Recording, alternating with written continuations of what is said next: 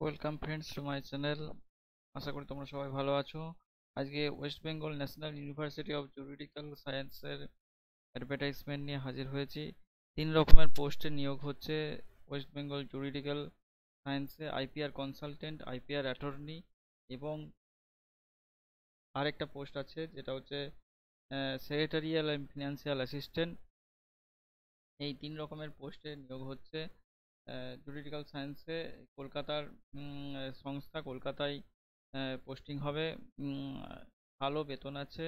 দেখে নেবো details advertisement, কারা কারা অ্যাপ্লাই করতে পারবে, কি কন্ডিশন আছে। চলে যাচ্ছি মূল ভিডিওতে।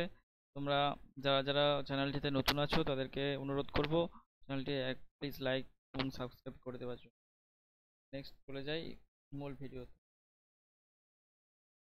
দেখতে পাচ্ছি West Bengal National university juridical সায়েন্সের মূল অ্যাডভার্টাইজমেন্ট।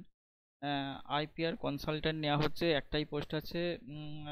এলএলবি হতে হবে। এলএলবি 15 বছরের অভিজ্ঞতা থাকতে হবে এবং 50,000 টাকা বেতন আছে।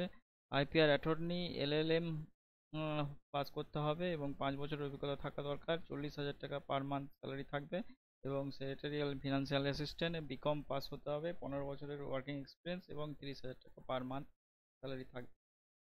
এটা IP facilitation centre, MSME innovative seems মাধ্যমে নেওয়া হবে, ওয়াক ইন ইন্টারভিউর মাধ্যমে নেওয়া হবে। 20 তারিখ ওয়াক ইন ইন্টারভিউ আছে। তোমরা যারা যারা ওয়াক ইন ইন্টারভিউ অ্যাটেন্ড করতে ইচ্ছুক তারা ওয়াক ইন ইন্টারভিউ অ্যাটেন্ড করো।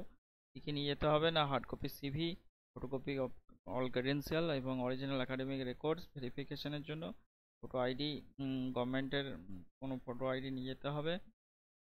1 বছরের জব এবং সেটা রিনিউয়েবল, অর্থাৎ প্রত্যেক বছর রিনিউ হবে। দেখলাম West Bengal National University of Juridical সায়েন্সের অ্যাডভার্টাইজমেন্ট। নিয়ে আসবো এই ধরনের নতুন কোনো অ্যাডভার্টাইজমেন্ট নিয়ে।